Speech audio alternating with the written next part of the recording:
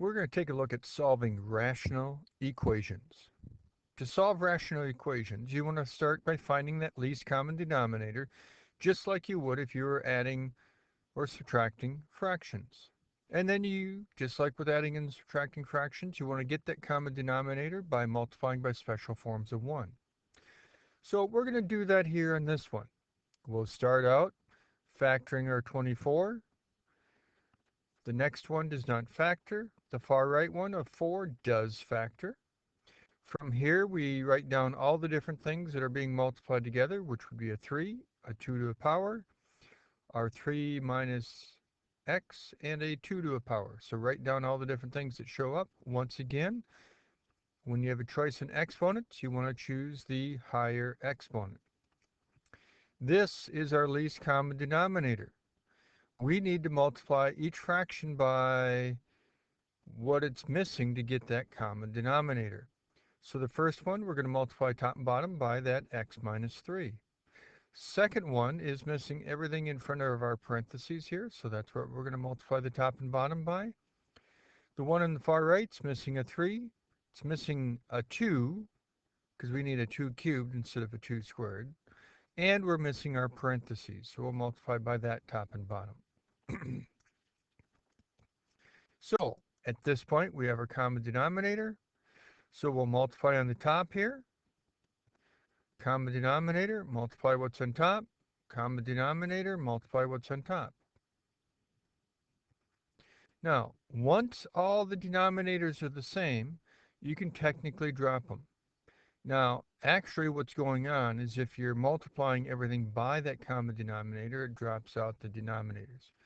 But if you get everything to have the same denominator, you can drop the denominators. So we'll have the top of the first one plus top of the next one equals the top of the right side.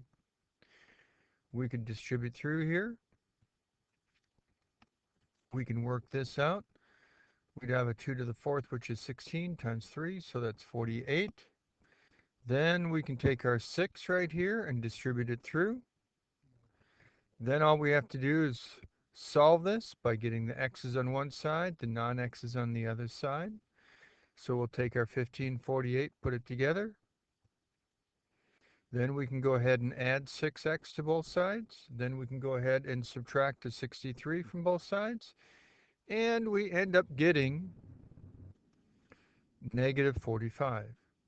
Now the only thing we have to do is to make sure that this answer that we get right here does not cause us to divide by 0 when we plug it into the original one. So if we plug it in here, we have no x's here on the bottom. Plug it in here, we take our 3 minus the answer we got. If it doesn't give us 0, it should work just fine. If the answer we got did cause us to get 0 on the bottom, we would not be able to use that one. So we're going to do the same process on this one. Factor each denominator. First one does not factor. Second one is differences of squares. The last one over here is just 1. Find our common denominator, which is p plus 1, p minus 1. Multiply the top and bottom by special forms of 1. The first fraction needs a p minus 1 on both top and bottom. The first fraction on the right already has our common denominator. This one over here does not have any of it, so we got to multiply the top and bottom both by that. So then we have one fraction here over our common denominator, one fraction here which didn't change, and then we'd have this one over here. Now, all that we have to do is just to drop the denominators, because all the denominators are the same, and work with what's left. So if we work with just all the tops, we get this. We're going to have to multiply this out. We're going to have to take our p here times each one of these 3, our negative 1 times each one of these 3, collect those like terms, and we end up getting all this. On the right side, we're going to have to FOIL this out, get a p squared minus 1, and then distribute through the p. And that's what we did right here. So at this point, we should be able to go ahead and collect like terms. We have some p squareds here. We have some p's here. P cubed, p squared. You'll notice we have a p cubed on each side, so we could subtract a p cubed from both sides. We can get everything on one side, so it's set equal to 0, because when the p cubes drop, it ends up being quadratic. And to solve quadratics, we want to be on one side, set it equal to 0. Then we could try to factor it or use the quadratic formula. In this case, it does factor relatively nicely. We take out a 3, factor what's left, set each one of these factors equal to 0. We don't have to be concerned about the 3 being 0 because 3 will never be 0. The only way we can get 0 here is if one of the parentheses is 0, and we get these two answers. Then once again, we have to check these answers into the original problem to see if it causes us to divide by 0.